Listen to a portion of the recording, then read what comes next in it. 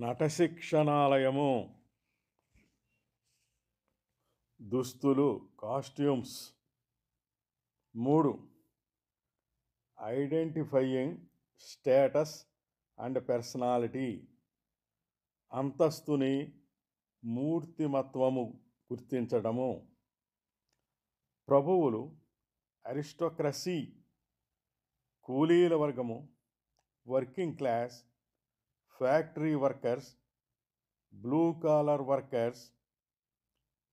ఉద్యోగులు, ప్రొఫెషనల్స్ మొదలగువారు అందరూ దుస్తుల వల్ల గుర్తించబడాలి. నాటక రంగంలో ఇవన్నీ స్పష్టంగా తెలియాలి. దుస్తుల వల్ల వృత్తి, ఆక్యుపేషన్, నర్స్, సైనికుడు, పోలీస్ మొదలైన జీవన శైలి, లైఫ్ స్టైల్. సాంప్రదాయమైన మధ్యతరగతి కుటుంబము, నాగరికల్లో తీరిక లేని తరగతి, మార్పు లేని యువతని గుర్తించగలగాలి. ఆడది తెల్ల కోటు వేసుకుంటే డాక్టర్ కావచ్చును, ల్యాబొరేటరీ టెక్నీషియన్ కావచ్చును, హెయిర్ డ్రెస్సర్ కూడా కావచ్చును. కానీ ఇదమిద్దంగా తెలియాలంటే స్టెతస్కోప్ వాడటం వల్ల డాక్టర్ అని తెలుస్తుంది. పాత్రల వ్యక్తిత్వం ఏమిటో దుస్తులు తెలియచేయాలి. సిగ్గుగల, పదవీ విరమణ చేసిన వ్యక్తి సరళమైన దుస్తులు ధరిస్తాడు. జలసా చేసే కుర్రాడు అయితే తళతళ మెరిసే రంగుల దుస్తులు ధరిస్తాడు. దిగువ తరగతి, ఎగువ తరగతి మధ్య భేదము, ధనికులకు పేదకులకు మధ్య వ్యత్యాసము, లేదా ఒకే సమూహములో ఎక్కువ తక్కువ సంపద గలవారి మధ్య తేడాలు, సాంఘిక, సోషియల్, ఆర్థిక, ఎకనామిక్ స్థితి, స్టేటస్ని పాత్రల యొక్క దుస్తులు స్థిరపరచాలి. నాటక గమనంలో పాత్రల ప్రాముఖ్యతలలో సామాన్యాన్ని బట్టి దుస్తులు ధృవీకరిస్తాయి.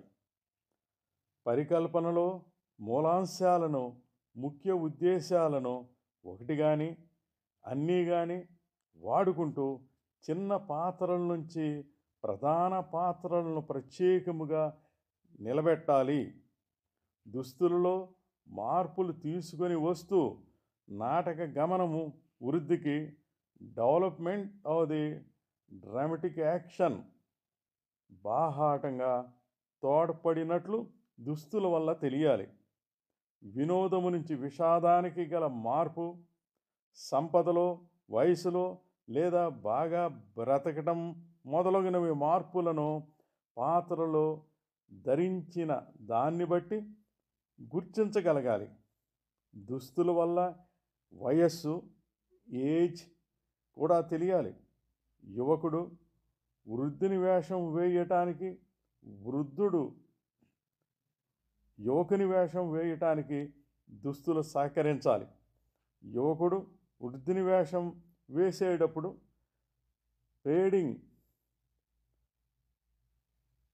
ప్యాడింగ్ లేక గడ్డము, బియర్డ్ ధరించాలి. దుస్తుల వల్ల లింగము, జెండర్, స్త్రీ పురుష భేదము కూడా తెలియాలి. 4. Showing relationships among characters. పాత్రల మధ్య సంబంధాన్ని చూపించటం. దుస్తులను బట్టి పాత్రల మధ్య సంబంధాలు తెలియాలి. ఉదాహరణ, కవల పిల్లలు ఒకే రంగు దుస్తులు ధరిస్తుంటారు. పాత్రల సంబంధాలను, క్యారెక్టర్ రిలేషన్షిప్ స్థిరీకరించాలి లేదా స్పష్టీకరించాలి. కుట్రదారుల సమూహాలకు వ్యత్యాసమైన రంగుల భావస్ఫోరకముగా వాడాలి. పాత్రల మధ్య సంబంధాలలో వ్యత్యాసాలను తెలియజేయటానికి రంగులు మార్చాలి. సమూహంలో ఉన్న ప్రధాన పాత్రను వేరుగా చూపించగలగాలి దుస్తులు. కాషాయ వస్త్రంలో ధరించిన సన్యాసుల్లో ప్రధాన పాత్రకు ముదురు రంగు కాషాయ వస్త్రం వాడటం వల్ల సమూహంలో ప్రత్యేకంగా వేరుగా కనిపించవచ్చును. ఒక సమూహానికి మరో సమూహానికి దుస్తుల వల్ల విపర్యయము కాంట్రాస్టింగ్ వల్ల వ్యత్యాసము తెలియాలి. పోలీసులు, నక్సల్స్ సమూహములు వేరువేరు దుస్తులకు బట్టి పోల్చుకోవచ్చును. నటుల యొక్క ఆకారమును లేక రూపమును ఎపియరెన్స్ దుస్తులు మార్పు తీసుకొని వస్తాయి. దుస్తుల పరికల్పకుడు గీతలు లేక రేఖలు లైన్, పాళ్లను లేక భాగాలను ప్రపోర్షన్ సరిచేసుకుని పుష్టిగల నటుణ్ణి చాలా సన్నముగా కనిపించేటట్లుగాను, సన్నముగా ఉన్న నటుడు లావుగా ఉండేటట్లు తయారు చేయవచ్చును. సన్నగా ఉన్న నటుల యొక్క కాళ్లను పాదరక్షలతో బూట్స్ మరుగుపరచవచ్చును. రంగులు, ఆభరణాలు నటుని యొక్క బాగా ఉన్న ఆకృతులను ఆకర్షణీయంగా చూపిస్తాయి. బలహీనమైన వాటి నుంచి దృష్టిని మరలుస్తాయి. దుస్తులు వాడి అందముగా ఉన్న నటులను సాధారణమైనట్లు, కురూపులైనట్లుగా తయారు చేయవచ్చును. దుస్తుల వల్ల పాత్రల జాతిని కూడా తెలియచేయగలగాలి. పాత్రలు కేవలం విడివిడిగా ఉన్న వ్యక్తులే కాదు, సమగ్ర ప్రదర్శనలో భాగాలుగా కూడా అయినందున దుస్తులు వైవిధ్యాన్ని, వెరైటీ, ఏకత్వాన్ని, యూనిటీ సృష్టించాలి. ఒక విధంగా ప్రతి దుస్తులు భేదము కలిగి ఉండవచ్చును. అయినప్పటికీ సంపూర్ణ దృశ్య ప్రదర్శనా శైలిలో ప్రతి ఒక్కటి పొదగగలిగినట్లు కలిసిపోవాలి. 5.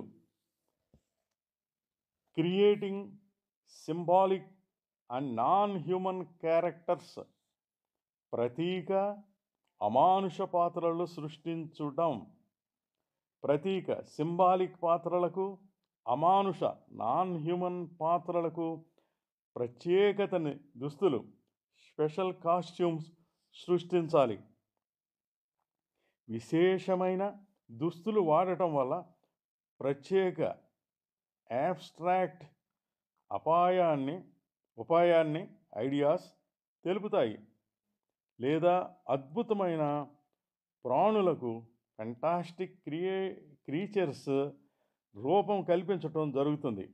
దుస్తుల పరికల్పడు కాస్ట్యూమ్ డిజైనర్ సరైన ఆలోచన ఇమాజినేషన్తోనూ ప్రతీక లక్షణాల సింబాలిక్ క్వాలిటీస్తోనూ అభివృద్ధి చేస్తాడు.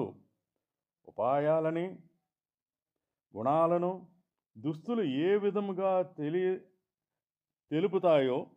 ఉదాహరణ, జంతు సంబంధిత దుస్తులు వాడటం వల్ల పశుప్రాయమైన లక్షణానికి ప్రతీకగా నిలుస్తుంది. పక్షి ఏకలతో పొదిగిన దుస్తులు పక్షుల గుణాలను తెలుపుతాయి. చాలా పిల్లల నాటికల్లో నటులు జంతువులుగాను, చెట్లగాను, అద్భుతమైన ప్రాణులకు ఫెంటాస్టిక్ క్రీచర్స్గాను దుస్తుల వల్ల మారిపోతారు. 6.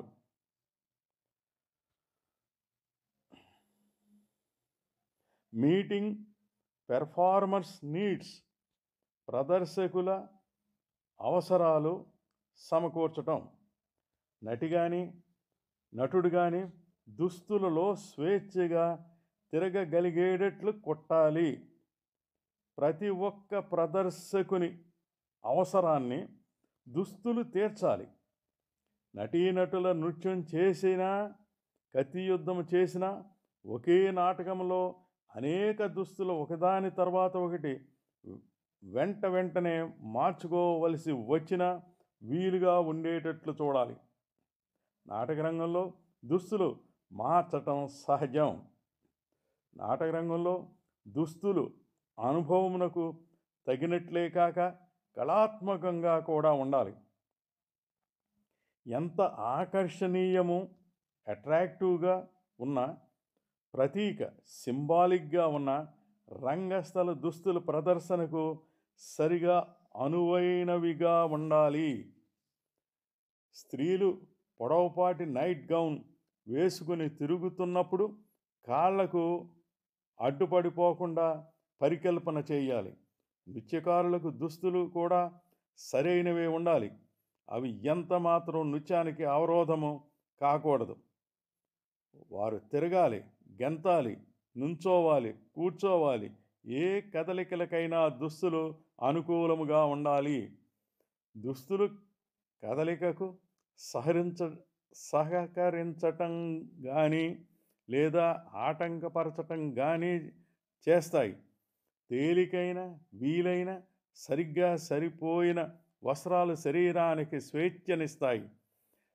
అదే బరువైన వస్త్రాలు కదలికలను, వేగాన్ని తగ్గిస్తాయి, నియంత్రిస్తాయి.